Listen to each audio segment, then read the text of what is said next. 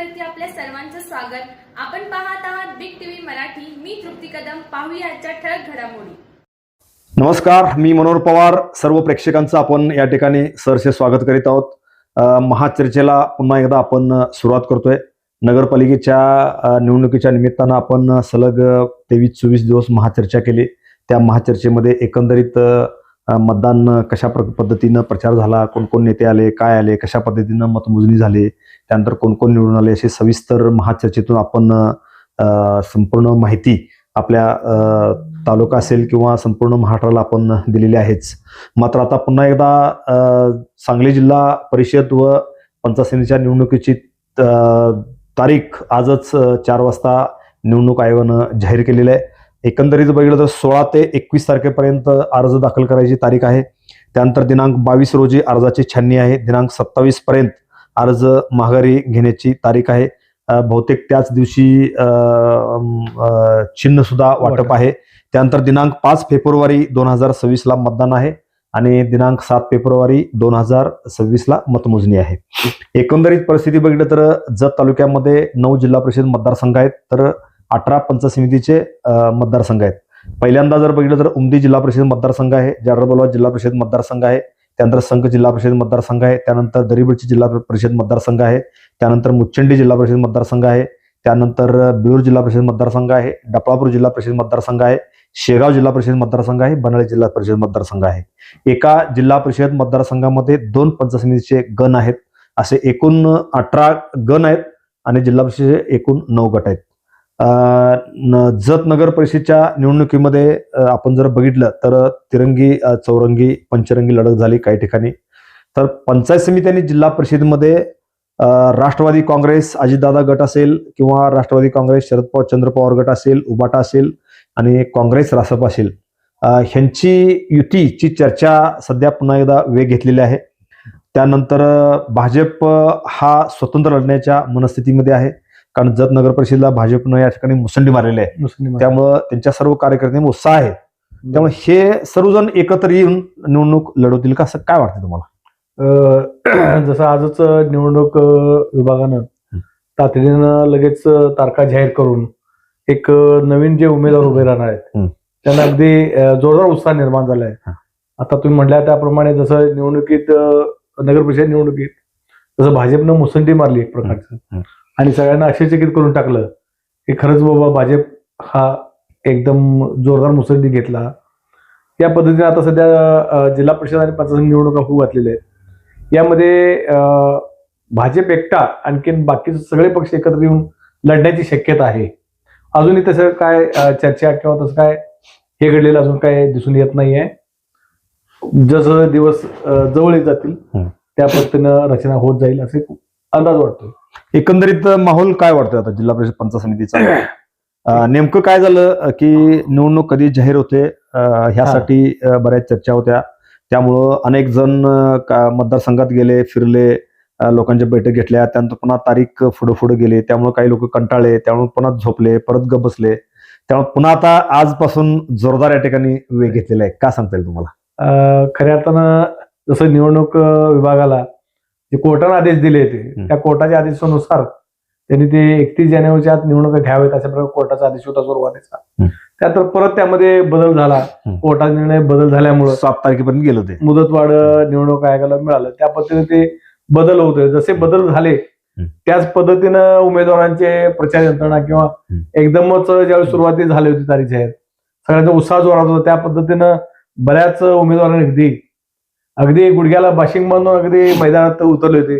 त्या पद्धतीने प्रचार सुद्धा केला, गाठीभेटी घेतल्या, प्रत्येक चौकात प्रत्येक वाडी वस्तीत त्यांनी भेटी सुद्धा घेतल्या. त्या पद्धतीने व्यूहरचना करतो. पण मध्यंतरी लगेच निवडणूक पुढे गेलेत असं समजल्यामुळे आधी परत गारडले, सगळे गारडले, थंडावले सगळे. त्यामुळं लगेच एवढे लोक लगेच निर्णय घ्यायला नको सगळेच थांबले होते उमेदवार. परत आज अचानकच निवडणूक आयोगाने जाहीर केलं की असं ह्या निवडणूक प्रक्रिया आमच्या सुरू झालेली आहे. त्या पद्धतीने एकंदरीत बघितलं तर जिल्हा परिषद पंचायत समितीच्या निवडणुकीसाठी सुद्धा केवळ 7 दिवस या ठिकाणी निवडणूक आयोगाने दिलेले आहेत. खरं पाहिजे तर हे दिवस जास्त द्यायला पाहिजे, कारण एका जिल्हा परिषद मतदारसंघामध्ये 15 ते 16 गाव आहेत. जर ह्याचा जर विचार केला तर एका दिवसामध्ये कमीत कमी एका उमेदवाराला 2 ते 3 गावं करावं लागणार आहेत. बरोबर. कारण आज जर बघितलं तर शेगाव जिल्हा परिषद मतदारसंघ हा मोठा जिल्हा परिषद मतदारसंघ आहे. मुच्चंडी जिल्हा परिषद मतदारसंघ हा मोठा आहे. कारण या जिल्हा परिषद मतदार संघामध्ये फिरताना कारण गावं लांब असल्यामुळं उमेदवारांची मोठी दमछाक होणार आहे. काय सांगता येईल तुम्हाला? खऱ्या अर्थानं प्रचारासाठी जसं नगर परिषद निवडणुकीत प्रचारासाठी मुदत कमीच ठेवण्यात आली होती. आता ज्या ज्या महानगरपालिका सुद्धा निवडणूक सुरू आहेत तिथं सुद्धा प्रचारासाठी मुदत कमीच आहे. त्या पद्धतीनं जशी पूर्वी महिनाभर जी निवडणूक प्रक्रिया चालू होती आता तसं काय दिसून येत नाही. त्यामुळे सोशल मीडियावरती प्रचार जास्त होईल, युट्यूबवरती आमच्या होईल असं वाटतंय तुम्हाला? सोशल मीडियाला खरंच दिवस चांगले आले म्हणायला का हरकत नाहीये. कारण प्रसार माध्यम म्हणजे सध्या सोशल मीडिया झालेला आहे. या पद्धतीनं तातडीनं कमी दिवसात जास्त प्रचार कसा होईल. अगदी पत्रकार परिषद घेतल्यानंतर तासाभरात बातमी आली पाहिजे असं उमेदवारांचं सुद्धा असतं. मत तयार झालेलं फोन येतात आमची बातमी आली. हो, लगेच त्या पद्धतीनं मत तयार झाले की बाबा तातडीने एखादी घटना घडली की लगेच तिथपर्यंत आम्हाला बातम्या पोहोचल्या पाहिजे असं त्यांचं उमेदवाराचं मत तयार झालेलं आहे. यामुळंच सोशल मीडियाला सध्या जास्त क्रेज निर्माण झालेली आहे. तर त्या पद्धतीनं निवडणुकीचा प्रचार सुद्धा त्याच पद्धतीने होणार आहे. जसं तुम्ही म्हणला एका गावासाठी किंवा एका जिल्हा परिषद मतदारसंघात 10 ते 15 गाव आहेत. खरंच आहे ही परिस्थिती. 15-16 जास्त 18 वगैरे गाव आहेत एका मतदारसंघात. तर त्या तिथल्या उमेदवारांना कव्हर करणं थोडंसं अवघड होणार आहे. प्रचार करता नाकी न होईल. त्यानंतर सोबत त्यांच्या सोबत जे कार्यकर्ते असतात प्रचारासाठी त्यांचं सुद्धा दमछाक होणार आहे खऱ्या अर्थानं. आणि याचं कारण असं आहे की जे राष्ट्रीय पक्ष आहेत किंवा जे सत्ताधारी पक्ष आहेत शेवटच्या अगदी टप्प्यात एबी फॉर्म देतात. अगदी त्यामुळे कुठल्या उमेदवाराला एबी फॉर्म मिळणार किंवा कुणाला उमेदवार मिळणार हे शेवटपर्यंत कळत नाही. शेवटपर्यंत याचं कारण असं आहे की बंडखोरी होऊ नये. बंडखोर होऊ नये यासाठी पक्षांचं ते व्यूहरचना असते. व्यूहरचना आहे. त्यामुळं उमेदवारांना प्रचार करायला सुद्धा अवघड होत आहे. दुसऱ्या बाजूला आपण आता बाकीच्या महानगरपालिकेमध्ये जसं सुरू आहे शेवटच्या क्षणापर्यंत एबी फॉर्म न मिळायला काही जणांना पक्षाकडे संधी हुकली तर काही जणांना फॉर्मच भरले नाहीत ह्या तिकिटाच्या गडबडी. खरंय. त्यामुळं आणायची संधी काही जणांना लागली. यामुळं बरंच राज्यात तसं वादळ उठलं होतं की बिन याचे निवडून आलेले आहे. तुम्ही जर बघितलं तर काही ठिकाणी एका उमेदवारानं तर ते एबी फॉर्मच खाऊन टाकले. म्हणजे अशाही घटना घडल्या आहेत. अशा घटना काही ठिकाणी एबी फॉर्म घेऊन जात असताना काही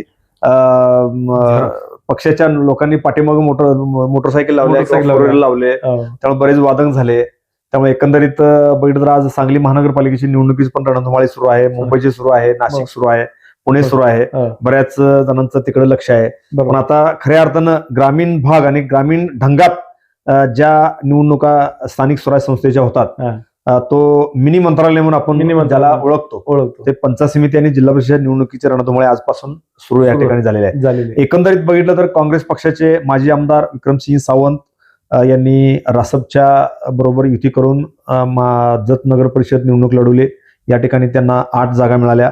तर इकडे राष्ट्रवादी काँग्रेस अजितदादा गटाचे जे नेते आहेत माजी आमदार विलासराव जगताप व माजी सभापती सुरेशराव शिंदे सरकार यांनी सुद्धा जोरदार लढत दिली होती. मात्र त्यांचे 3 उमेदवार या ठिकाणी विजयी झाले. काही उमेदवार अगदी थोडक्या मताने त्यांचा पराभव झालेला आहे. त्यानंतर शरदचंद्र पवार गटाच्या वतीनं निवडणुका लढवलेल्या नाहीत. त्यांनी काँग्रेसला बिनशर्त पाठिंबा दिला होता.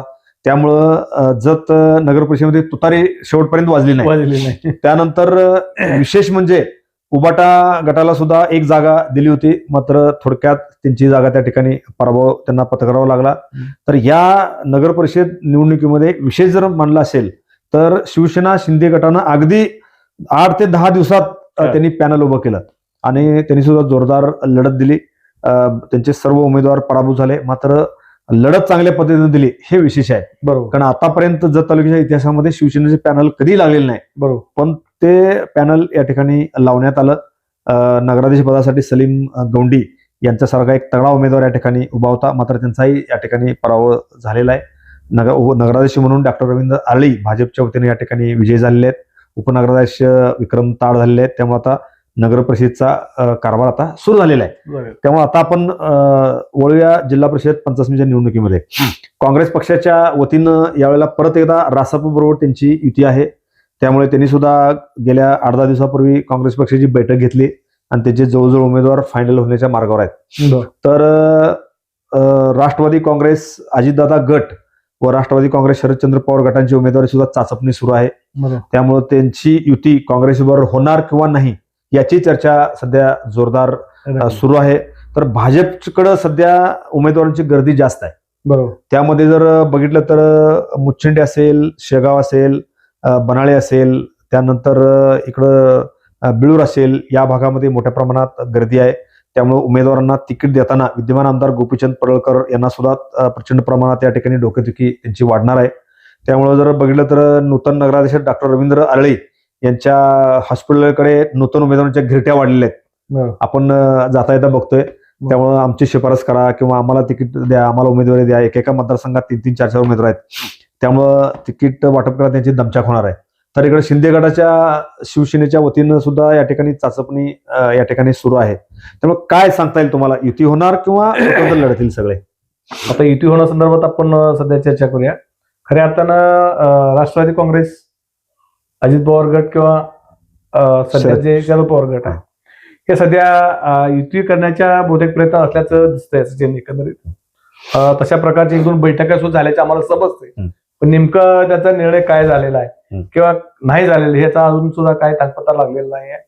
खऱ्या अर्थानं निर्णय आता जे निवडणूक विभागाने जे जाहीर केले तारखा, त्यामुळे त्यांना आता निर्णय 100% काय घ्यावा लागणार आहे त्यांना. 2 दिवसात जे काही निर्णय आहेत ते घ्यावं लागणार. ते घेतल्याशिवाय आता पर्याय राहणार नाही. कारण दिवस मोजके असल्यामुळं तातडीने निर्णय घेऊन युती करायची किंवा न करायचा निकाल काही दिवसातच लागेल. दुसऱ्या बाजूला आता तुम्ही म्हणला जसं भाजपचे आमदार आहेत सध्या, विद्यमान आमदार आपले गोपीचंद पडळकर, यांनी उमेदवारी चाचपणी करत असताना खऱ्या अर्थाने कसरत करावी लागणार आहे त्यांना. निवडून येणारा उमेदवाराला जास्त प्राधान्य दिलं जाईल आणि उमेदवाराच्या शक्यतो फेऱ्या जसं म्हणला तुम्ही डॉक्टर रवींद्र आरळे नगराध्यक्ष यांच्या गिरट्या वाढल्या थोडक्यात. तर त्यांच्या पायऱ्या जिजवण्याचं काम सुद्धा काही उमेदवार सुरू केलेलं आहे. बऱ्याच ठिकाणी शिफारस माझं काम होईल 100%. बरेच जण अजून सध्या सांगत सुटलेले आहेत. पण नेमकं डॉक्टर रवींद्र आरळे आणखीन विद्यमान काही उमेदवारांच्या जे गोपीचंद पडळकर आमदार आहेत त्यांचं जे झरेगाव आहे इकडे सुद्धा काही लोकांच्या घिरट्या सुरू झाल्या आहेत. काही जणांतर गाड्या घेऊन गेल्याचं समजतंय. मला उमेदवारी मिळते आणि त्यामुळे मी आमच्या कार्यकर्त्यांनी ड्रोन कॅमेऱ्यावरती शूटिंग सुद्धा सोशल मीडियामध्ये पाठवलं. झरेला आमदारांच्या गावी गेल्याचं समजतंय. नेमकं उमेदवारी कोणाला मिळेल हा अजूनही गुलदस्ता आहे आणि त्यामुळं आजच्यापासून खऱ्या अर्थानं प्रक्रियेला गती येईल असे एक अंदाज दिसून येत आहे. एकंदरीत बघितलं तर जत तालुक्यामध्ये 9 जिल्हा परिषदचे मतदारसंघ आहेत. त्यामुळे जत सांगली जिल्हा परिषदचा जो अध्यक्ष आहे तो बऱ्यापैकी जत तालुका या ठिकाणी करू शकतोय. त्यामुळे सर्व जिल्ह्यातील नेत्यांचे सुद्धा जतवरती या ठिकाणी लक्ष केंद्रित करणार आहेत. त्यामुळे जास्तीत जास्त जिल्हा परिषदचे उमेदवार कसे निवडून येतील याकडे सर्वच पक्ष या ठिकाणी लक्ष देण्याची शक्यता आहे. त्यामुळं आजपासून या ठिकाणी निवडणुकीच्या रणधुमाळीला सुरुवात झालेली आहे म्हणायला काय हरकत नाही. उद्यापासून जोरदार चर्चा या ठिकाणी रंगणार आहे. सोशल मीडियाच्या माध्यमातून अनेक उमेदवार आता जोरात पुढे येताना दिसत आहेत. मीच उमेदवार आहे, मलाच लोकांचा पाठिंबा आहे, मी या पक्षातून उभा आहे, मी त्या पक्षातून उभा आहे, हे असं करत असताना यावेळेला काय अपक्षांची संख्या वाढेल काय असं वाटतंय का तुम्हाला? कारण जेणेकरून नगर परिषदेमध्ये अपक्ष संख्या फारच कमी झाली होती. पक्ष भरपूर होते नगर परिषदेमध्ये, त्यामुळं अपक्षांना संधी लागली त्यामध्ये.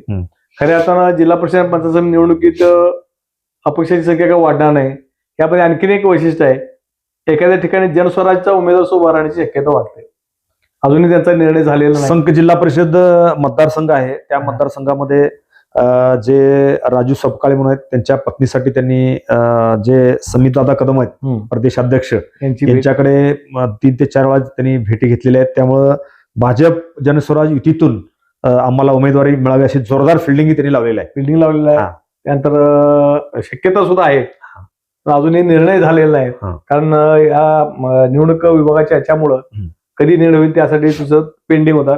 एखाद्या 1-2 दिवसात हा सुद्धा निर्णय होऊन जाईल. यामुळं यावेळी भाजप जनस्वराज हा सुद्धा इथे आपल्या समोर येण्याची शक्यता नाकारता येत नाही. त्यानंतर 2 राष्ट्रवादी काँग्रेस, शिवसेना उभाटा आणि काँग्रेस पक्षाची जर युती झाली तर संभाव्य उमेदवार आता चर्चेमध्ये आहेत. जे माजी सभापती आहेत तम्मनगौडा रवी पाटील हे जाडरबाबला जिल्हा परिषद मतदारसंघातून जोरदार इच्छुक आहेत. त्यामुळे त्यांना तिकीट जर युती झाली तर त्यांना मिळण्याची शक्यता आहे. अन्यथा युती जर नाही झाली तर काँग्रेस पक्षाच्या वतीनं एकनाथ बंडगर त्या ठिकाणी जिल्हा परिषदेला इच्छुक आहेत.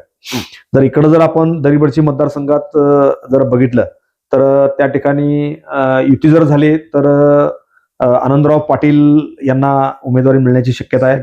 त्यानंतर दुसरे जे अमोल कराडे म्हणून आहेत किंवा त्यांना मिळण्याची शक्यता, हे दोन प्रबळ उमेदवार त्या ठिकाणी महाविकास आघाडीतून इच्छुक आहेत.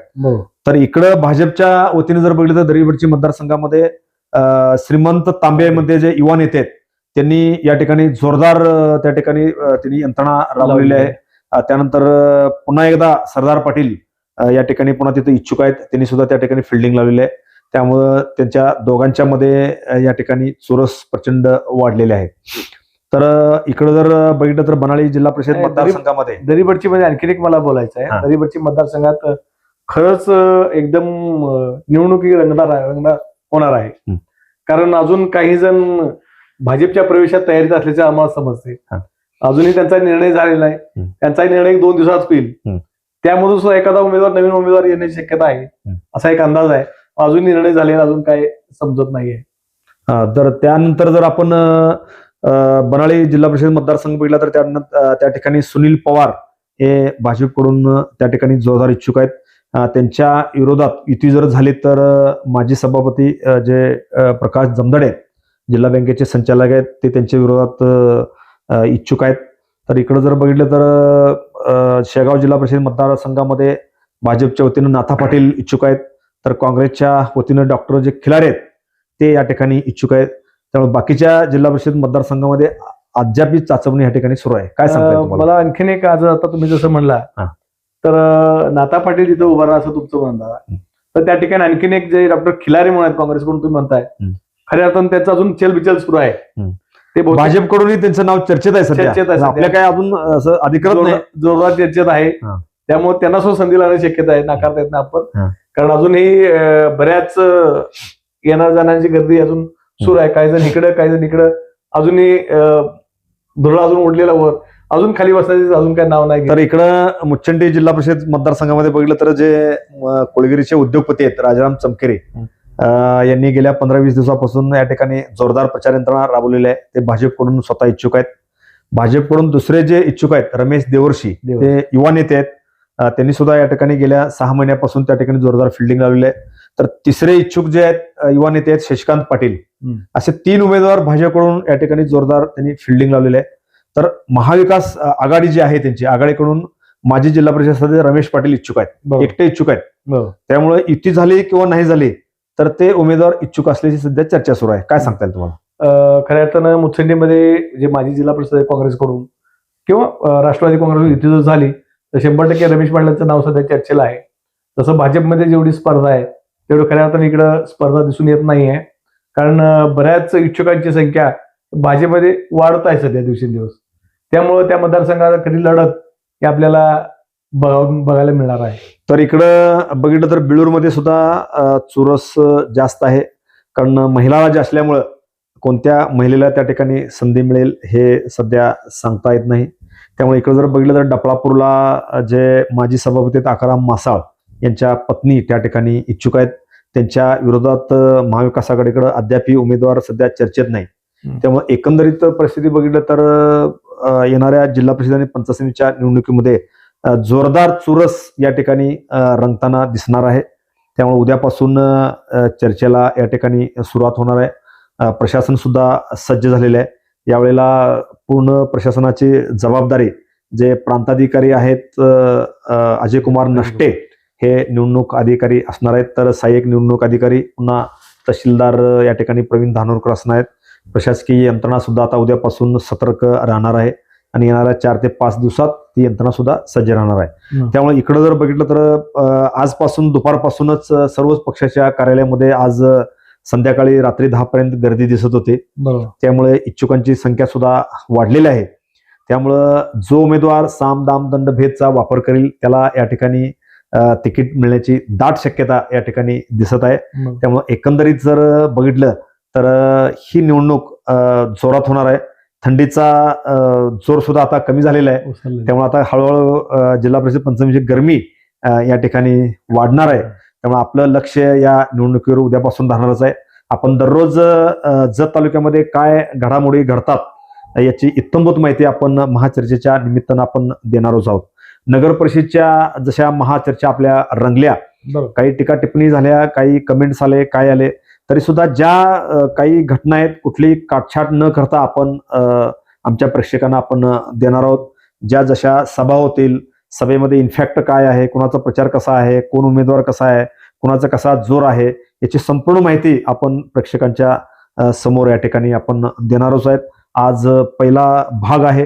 पहिला भाग महाचर्चेचा आपण आजपासून सुरुवात केलेला आहे. उद्यापासून आपण दररोज संध्याकाळी आपल्या प्रेक्षकांच्यासाठी संपूर्ण ही माहिती या ठिकाणी देणार आहोत. आज आपण इथंच थांबूया. धन्यवाद.